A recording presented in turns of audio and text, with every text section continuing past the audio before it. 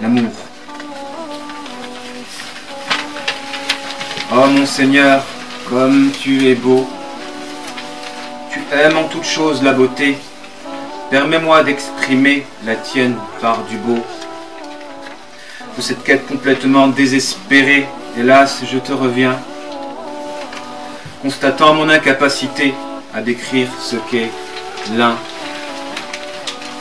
Il y a du beau dans la création, c'est toujours, s'il y a du beau dans la création, c'est toujours relativement que nous l'apprécions, car rien ici-bas n'est beau en effet absolument. Alors je souffre de savoir que tu es le beau parfaitement, quand ici-bas je ne peux te voir tout en te désirant ardemment. Oh mon Seigneur, couvre mes laideurs, purifie mon cœur, afin que je puisse obtenir la faveur de te contempler dans le véritable bonheur. Et je te miroiterai dans ton sublime nom, en obéissant ce qui en moi est laid, par l'amélioration de mes relations.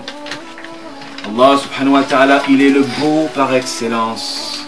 Le beau est censé susciter en nous de l'amour et de la dépendance. Quand quelqu'un est beau, on aime. Et aimer, c'est avoir besoin, c'est tendre vers ce qui nous manque. Allah en réalité est beau. Si l'on devait comparer sa beauté, sachez que toutes les beautés ici-bas ne sont belles que relativement à un référentiel. On dit d'un tableau qu'il est beau, plus il est conforme à la réalité. Donc toutes les beautés qu'on peut observer dans ce bas monde ne sont que des beautés relatives. Comment peut-on percevoir la beauté divine quand lui est incomposé, ahad? La seule chose que l'on peut constater, c'est notre impuissance à contempler ici-bas sa beauté. Alors des conséquences de cette impuissance doivent ressurgir dans notre cœur, al-shawq, ila liqa'i, le désir ardent de le rencontrer. Wallahi ma fi hadihi ad-dunya aladhu min ishtiyaq al-'abd lir-rahman.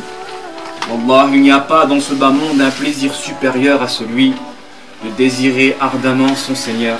Parce que celui qui connaît son Seigneur et qui sait qu'il est le beau absolument, d'une beauté que l'on ne peut pas palper ici-bas, parce que toutes les beautés ici-bas sont relatives à un référentiel, lui il est Al-Ahad. Al-Ahad est un attribut qu'on ne peut même pas concevoir.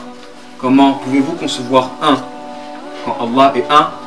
Et nous l'observerons après la mort pour ceux qui rentreront au paradis. Il est un, et un est forcément et nécessairement la beauté suprême, puisque ne possédant aucun défaut. Le beau est celui qui ne possède pas de défaut.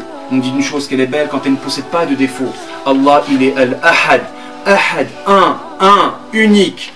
Il n'y a pas de défaut, puisqu'il est incomposé dans son unicité. Et je ne peux pas vous décrire, même moi je suis impuissant, à décrire ce qu'est l'un, à vous dire ce qu'est l'un. La seule chose qui peut découler de ce constat-là, c'est qu'il est beau d'une beauté infinie que nous ne pouvons concevoir ici-bas. Et des conséquences de ce constat-là, doit surgir en nous le désir ardent de le rencontrer, puisque la beauté nous aspire, la beauté nous attire, et malheureusement nous, on s'est détourné de lui pour des beautés relatives et illusoires, les beautés d'ici-bas.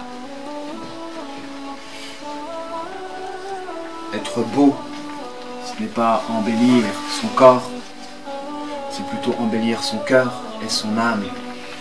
Allah, il est beau, et participer de cet attribut dans notre relationnel, c'est purifier notre âme par le bon comportement.